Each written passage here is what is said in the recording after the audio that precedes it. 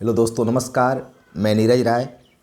दोस्तों, विद्यार्थियों की एक समस्या ये होती है कि संविधान की बहुत सी किताबें हैं, कौन सी किताब हम पढ़ें। दोस्तों, हम लक्ष्मीकांत पढ़ें कि डी बसु पढ़ें कि सुभाष कश्यप पढ़ें कि दृष्टि का नोट्स पढ़ें कि विजन को पढ़ें कि पुखराज जैन को पढ़ें कि एनसीईआरटी पढ़ें, क्या हम पढ़ें। दोस्तों, इस बात का समाधान आपको बहुत बेहतर तरीके से हम देंगे। दोस्तों, इस बात का समाधान तभी हो सकता है जब आप पीछे के प्रश्नों को सभी देखे हों कि आईएएस में कैसे प्रश्न पूछे गए हैं, पीसीएस में, बैंकिंग में, रेलवे में, सीडीएस में कैसे कैसे प्रश्न इस पुस्तक से आए हैं और किस पुस्तक से आए हैं।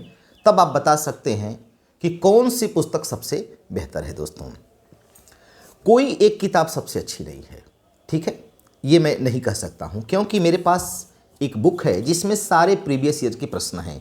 आईएएस के, पीसीएस के, सीडीएस के, जितने प्रदेश में पेपर होते हैं उसके हैं, ठीक है दोस्तों। उसमें मैंने सारे संविधान के प्रश्नों को देखा, चैप्टर वाइज देखा। फर्क क्या है मैं आपको बताता हूँ। यदि मान लीजिए आप लक्ष्मीकांत की किताब को पढ़ते हैं, इसी को बेस बना के पढ़ते हैं, ठीक है दोस्तों, तो पहले सिविल सेवा पर विचार करते हैं।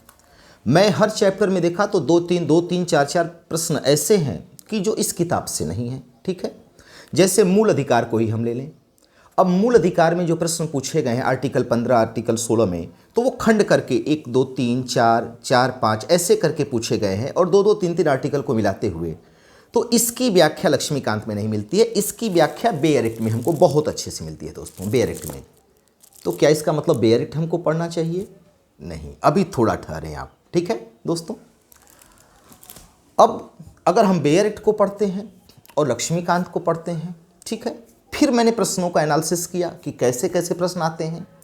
तो मैंने देखा कि प्रत्येक चैप्टर में कुछ प्रश्न ऐसे आ रहे हैं जो विविध टाइप में है, न वो बेयर एक्ट में चर्चा है न लक्ष्मीकांत में चर्चा है। जैसे मंत्रिमंडल के चैप्टर को यदि हम लें तो बहुत से ऐसे प्रश्न हैं पूछे गए हैं कि कौन कौन से ऐसे प्रधानमंत्री हैं जो किसी राज्य के मुख्यमंत्री रहे हैं, या उत्तर प्रदेश के 2 ऐसे मुख्यमंत्री जो प्रधानमंत्री बने हैं, या कौन राज्यसभा से आया, कहाँ से आया। इस प्रकार के जो प्रश्न हैं ये हमको परीक्षा वाणी में मिलते हैं, ठीक है दोस्तों। तो एक परीक्षा वाणी हो गई, एक बेयर एक्ट हो गया और एक लक्ष्मीकांत हो गया। अब बात आती है डी बसु की। ये मेरी पसंदीदा किताब है दोस्तों, ये मुझे बहुत अच्छी लगती है, इसकी शब्दावली मुझे बहुत अच्छी लगती है, तत्सम शब्दों में ज़्यादा प्रयोग हुआ है इसमें, ठीक है।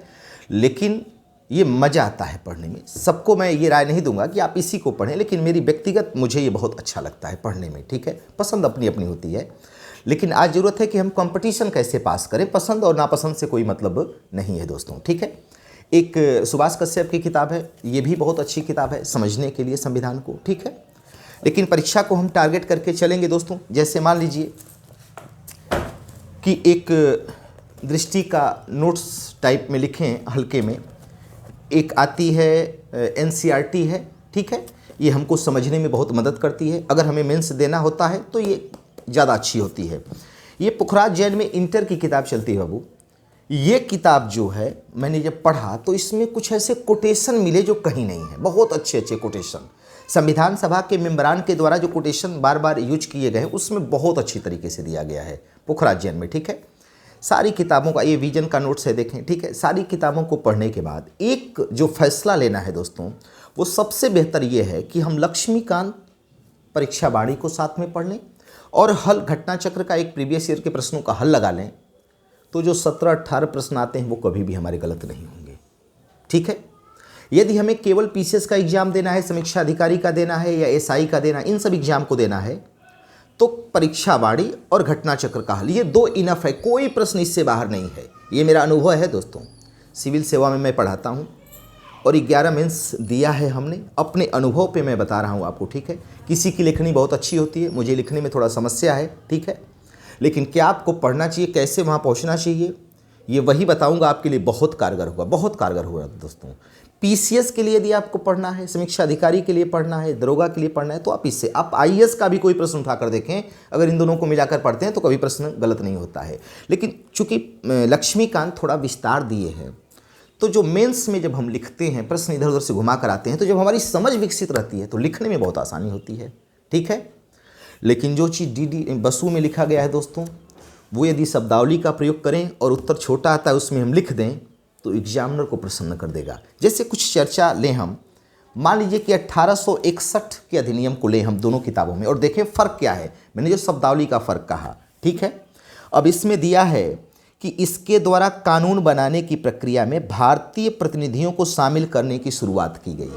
अब 1861 का अधिनियम ये लक्ष्मीकांत में लिखा गया है कि इसके द्वारा कानून बनाने की प्रक्रिया में भारतीय प्रतिनिधियों को शामिल करने की शुरुआत की गई, ये लिखा गया है। अब इसी लाइन को हम डीडी बसु में देखें कि कैसे लिखा गया है। देखें दोस्तों, लिखा गया है कि भारतीय परिषद अधिनियम 1861 से लोक प्रतिनिधित्व के तत्व को चुटकी भर समावेश किया गया। दोनों में देखो फर्क हो गया। ये कह रहा है कि 1861 से लोक प्रतिनिधित्व के तत्व का चुटकी भर समावेश किया गया। अब ये फर्क हो गया। अगर इसी से प्रश्न बन जाए तो बहुत बच्चे नहीं समझ पाएंगे कि यही 1861 के अधिनियम को ही कह रहा है।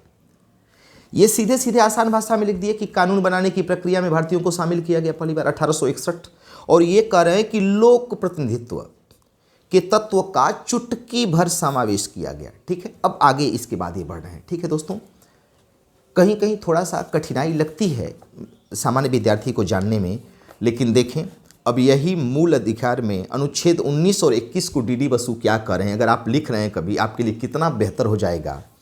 ये गोपालनवाद की चर्चा कर रहे हैं दोस्तों। ठीक है, और कह रहे हैं कि इस वाद में माननीय सर्वोच्च न्यायालय का जो दृष्टिकोण है वो आप देखें कितना बेहतर है। अनुच्छेद 19 और 21 के बीच कोई लोहे की दीवार बनाकर विभाजन नहीं किया जा सकता। अनुच्छेद 21 में दैहिक स्वतंत्रता अभिव्यक्ति का परिवेश अत्यंत विस्तारवान है। इसमें अनेक प्रकार के अधिकार आते हैं। इसमें से कुछ तो अनुच्छेद 19 में सम्मिलित करके उन्हें विशेष संरक्षण दिया गया है। अतएव अनुच्छेद 19 और 21 परस्पर व्याप्त हैं। ये गोपालनवाद में देखिए ये कितनी अच्छी लाइन है डीडी बसु में कि दोनों के बीच में एक लोहे की कपाट नहीं बना सकते हम। ठीक है दोस्तों, तो आपसे मेरी ये राय है, यदि आपको पढ़ना है मतलब पीसीएस के लिए, समीक्षा अधिकारी के लिए यानी, तो आप वाणी पढ़ लें और ये घटना चक्र पढ़ लें दोस्तों। ठीक है, जो हल है इसका, यदि आप सिविल सेवा के लिए पढ़ें तो आप एनसीईआरटी लक्ष्मीकांत को लगा करके साथ में पढ़ लेंगे तो आपकी समझ विकसित हो जाएगी। मेरी ये व्यक्तिगत रुचि है डीडी बसु पे दोस्तों। एक बच्चों को समस्या आती है बेयर एक्ट को समझने में, इसके आर्टिकल को समझने में। ठीक है, तो हम सोच रहे थे जैसे आप लोग जुटते नहीं हैं पढ़ने के लिए। ठीक है, कॉमेडी वीडियो है, 1000 लोग 5000 लोग देखेंगे, लेकिन कोई बहुत अच्छी है आपके जीवन के लिए बहुत अच्छा है, उसमें जुटेंगे नहीं, कमेंट नहीं करेंगे। मैं सोच रहा था कि बेयर एक्ट का एक बुलेटिन 3-3 आर्टिकल का शाम को 5-5 मिनट का। दोस्तों मेरा समय जो होता है शाम तक पढ़ाने में चला जाता है, तो वीडियो बनाने के लिए समय नहीं मिलता, ये हमारी मजबूरी है। ठीक है, लेकिन यदि एक पीडीएफ बनवा रहे हैं बेयर एक्ट का, 3-3 आर्टिकल का बुलेटिन चला देंगे समझाते हुए, और इन किताबों के आधार पर समझाते हुए कि कौन कौन से वाद उस आर्टिकल पे आए हैं, क्या आए हैं, केवल 5 मिनट लगेगा, और 3-3 4-4 आर्टिकल का एक बुलेटिन बना देंगे 395 अनुच्छेद तक, और आप 5-5 मिनट केवल देखेंगे तो टोटल बेयर एक्ट को बता देंगे। वो बेयर एक्ट के सारे आर्टिकल आपको दिखते चले जाएंगे, पीडीएफ व्याख्या मैं करते जाऊंगा, उस पर जो वाद है वो मैं बताते जाऊंगा। यदि वीडियो पसंद आएगा तो इसे लाइक करिएगा, शेयर करिएगा और सब्सक्राइब करिएगा। और यदि आपको बेयर एक्ट पढ़ना है मेरे द्वारा तो आप कमेंट में लिख दीजिएगा कि सर इसको सीरीज को आप बना दें, तो हम बना देंगे। धन्यवाद दोस्तों।